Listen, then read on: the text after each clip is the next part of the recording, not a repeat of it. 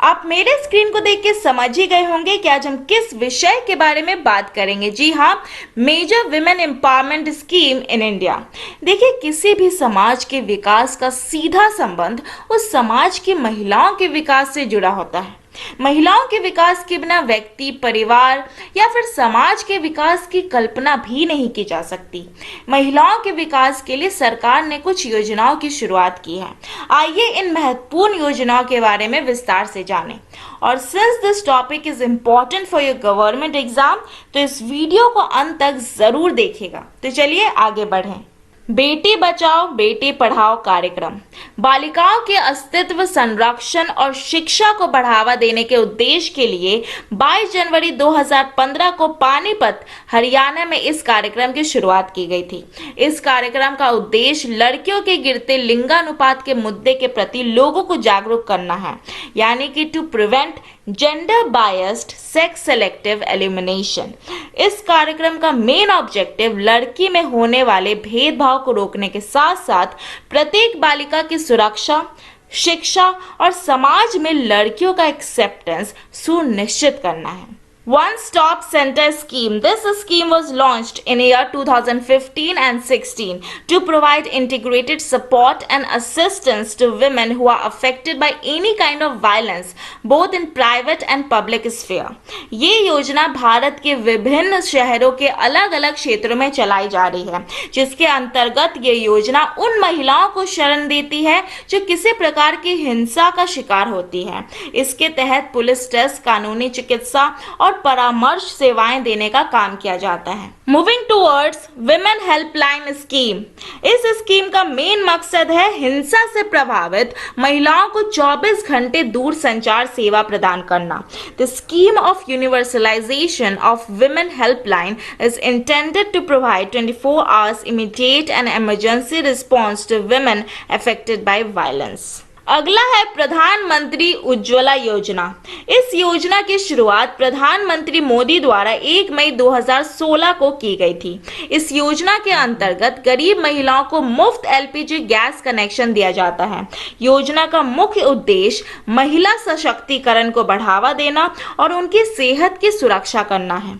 इस योजना के माध्यम से सरकार ग्रामीण क्षेत्रों में एलपीजी के उपयोग को बढ़ावा देकर पर्यावरण को स्वच्छ रखने में महिला की भूमिका को बढ़ाना चाहती है। Working women hostel scheme. ये योजना का उद्देश्य है काम करने वाली महिलाओं के लिए सुरक्षित आवास आसानी से उपलब्ध कराना, जहां पर उनके बच्चों की देखभाल की सुविधा और जरूरत की हर चीज आसपास उपलब्ध हो।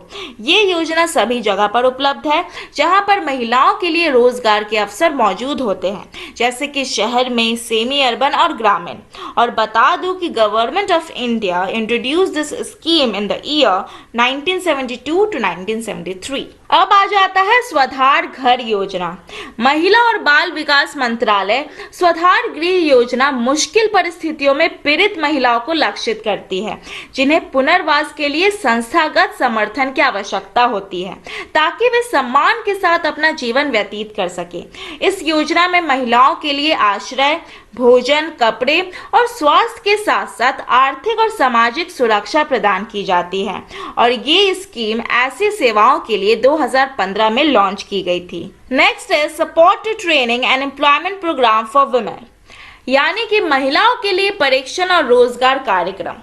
इस योजना की शुरुआत 1986 टू 1987 में एक केंद्रीय योजना के रूप में की गई थी। इस योजना को महिला और बाल विकास मंत्रालय के माध्यम से चलाया जा रहा है। योजना का मुख्य उद्देश्य महिलाओं का कौशल विकास कराकर उनको इस लायक बनाना है कि वह स्वरोजगार बनने का हुनर प्राप्त कर सके।